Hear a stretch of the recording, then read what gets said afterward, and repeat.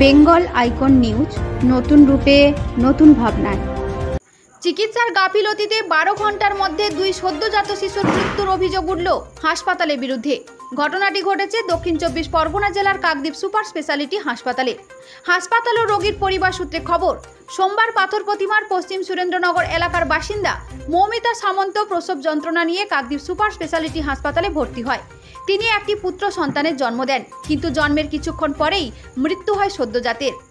অন্যদিকে মঙ্গলবার কাকদ্বীপের ভুবননগরের বাসিন্দা সঙ্গীতা ভূঁইয়া সিংহের সদ্যজাত সন্তানেরও মৃত্যু হয় কাকদ্বীপ সুপার স্পেশালিটি হাসপাতালে। দুই পরিবারেরই অভিযোগ, চিকিৎসার গাফিলতিতে মৃত্যু হয়েছে সদ্যজাতদের। নার্স এবং চিকিৎসকদের বিরুদ্ধে খারাপ আচরণের অভিযোগও উঠেছে। বলছে যে খুব খারাপ, আপনার বাড়ির মানুষ আর যে লোক আছে আপনার বাড়ির লোকের সাথে আলোচনা করুন। আমি আলোচনা করলাম, কথা বললাম। আমি বলে আলোচনার জন্য কিছু করতে হবে না, আপনি যেটা ভালো মনে করেন, আমার যেন বাচ্চা সুস্থ থাকে, আপনারা যা চাইবেন আমি তাই দেবো। ডাক্তার বলছে যে ট্রিটমেন্ট করবে, তার জন্য টিফিন লাগবে, ডাক্তারকে টিফিন খাওয়াতে হবে, তারপরে বাচ্চা ট্রিটমেন্ট করবে, এছাড়া করবে না টিফিন। হ্যাঁ, ডাক্তারকে টিফিন, আমি বলি ডাক্তারের বাবু যা লাগে তাই দেবো, তোমার যা লাগে আমি তাই দেবো, শুধু আমার বাচ্চাটা যেন সুস্থ থাকে, ভালো থাকে। ব্যাস উনি বললো। আমি বলার পর ওনার সাথে আমার ফোন কেটে দেওয়া হলো। দেওয়ার পর তারপরের দিন সকালবেলা যে আমি আসলাম, সকালবেলা এসছি, আমি আয়া দিদিকে বললাম, উনি এসছে, বলে ঠিক আছে তুমি আমার সাথে নিচে একতলা নিচে কথা বলে নেবে গেটের সামনে আসলো। আমি উপরে গিয়েছিলাম, গিয়ে শুনলাম যে বাচ্চা মারা গেছে। মারা যাওয়ার পর আমি ওই দিদিটার সাথে কথা বললাম যে দিদি বাচ্চাটা কেমন আছে। উনি বলছে যে বাচ্চা ভালো আছে, উনি বলছে বাচ্চাটা ভালো আছে। আমি বলি ভালো আছে। তারপর ওনার সাথে কথা বলার পর আমি বলি ঠিক আছে, বাচ্চাটা যখন ভালো আছে, তাহলে আমি যে উপরে শুনে আসলাম যে বাচ্চাটা মারা গেছে, উনি বলছে যে বাচ্চাটা যে মারা গেছে। আমি বললাম, বলে কোথায় মারা গেছে? আমি তো 5টা নাগাদ দেখলাম যে ভালো আছে বাচ্চা। কথা বললাম, আমার যে ডাক্তার ছিল তার সাথে কথা বললাম, নাকি ডাক্তার ভালো আছে, ডাক্তারও বলেছে নাকি ভালো আছে আয়া দিদি। আমি সেই আয়া দিদি আমাকে বললো যে ভালো আছে। যখন আমি এসে শুনি, তারপর ওনার সাথে দেখা করলাম, ওনার সাথে কথা বললাম, উনি আমাকে বললো, তারপরে কাকে ফোন করে জিজ্ঞেস করলো যে বাচ্চা মারা গেছে। তাহলে এই 1 ঘন্টার মধ্যে কি করে বাচ্চা মারা যায়? তাহলে বাচ্চার কোনো ট্রিটমেন্ট হয়নি। আগে যে 2টো ইঞ্জেকশন দেওয়ার কথা ছিল, সেই ইঞ্জেকশনও পর্যন্ত দেয়নি, গাফিলতি করেছে।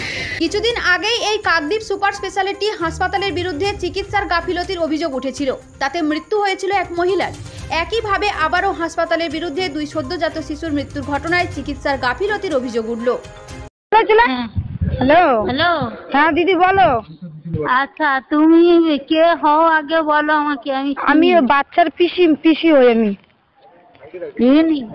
হ্যাঁ হ্যাঁ, আমি বলছি কি, হ্যাঁ বলো। যে তুমি বাড়ির লোকের সঙ্গে কথা বলো, হ্যাঁ ডাক্তারবাবুর সঙ্গে আলাদা করে। যদি আমার রিলেটিভ বলে তাদের কিছু টিফিন বা খাবার দাবার আমি সব দেবো দিদি। টিফিন বা খাবার দাবার আমি সব দেবো দিদি। টিফিন বা খাবার দাবার আমি সব দেবো দিদি, আমি সব দেবো। হ্যাঁ, তাহলে ডাক্তারবাবুদের কাছে বলে আমি আলাদা ট্রিটমেন্ট করিয়ে দেবো, তাহলে তাড়াতাড়ি বাচ্চাটা সুস্থ হবে।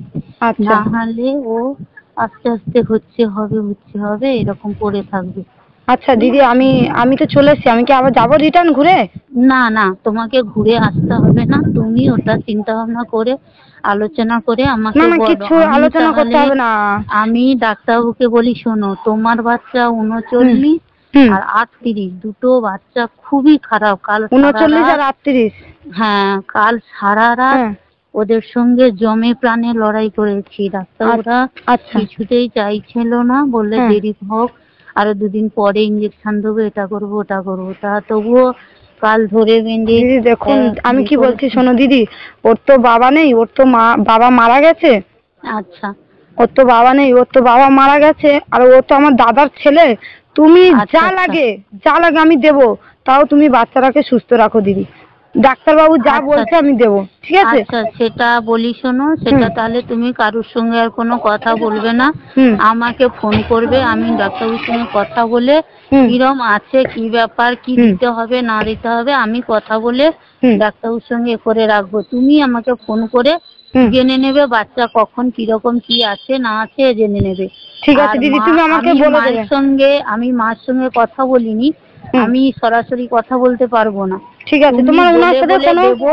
হ্যাঁ ওনার সাথে কোনো আমার কথা সঙ্গে বলবে যে তোমার যোগাযোগ আছে হ্যাঁ। এটা বলারও দরকার নেই। না। আমি যেমন বলে দেবো তুমি মাকে হ্যাঁ টাইমে যেতে বলবে, হাগিসটা চেঞ্জ করতে বলবে, হুম আর কিছু না বাটিতে দুধ বের করে দিয়ে চলে আসবে। ঠিক আর আছে যেটা জানানোর আমি সব খবর দেবো। আমি ডাক্তারবাবুর সঙ্গে এই যে ঠিক আছে দিদি। এত সময় ধরে কথা বলে করে এলাম, বলে এলাম যে আমাকে তো- ডাক্তারবাবু হ্যাঁ ওই পেশেন্টটাকে একটু দেখবেন। তাই এবারে 48-এর তো 38-এর বাড়ির লোক যোগাযোগ করেনি, যা ফলে ওরটা আমি বাদ দিয়ে দিচ্ছি, তোমারটা বলেছে বলে তোমারটা করছি। তুমি মোটামুটি ইয়ে করবে, আমি তাহলে ডাক্তারবাবুর সঙ্গে কথা বলে হ্যাঁ আমি চিকিৎসা শুরু করছি।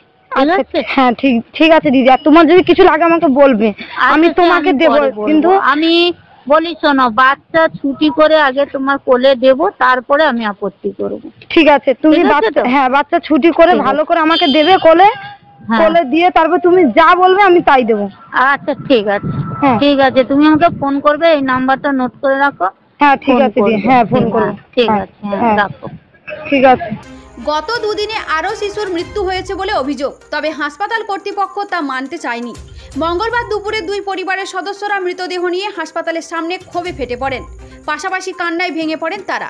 দুই পরিবারের পক্ষ থেকে কাকদ্বীপ হাসপাতালের সুপারের কাছে অভিযোগ দায়ের করা হয়েছে। অভিযোগের ভিত্তিতে একটি কমিটি করে তদন্তের নির্দেশ দিয়েছেন হাসপাতালের সুপার কৃষ্ণেন্দু রায়।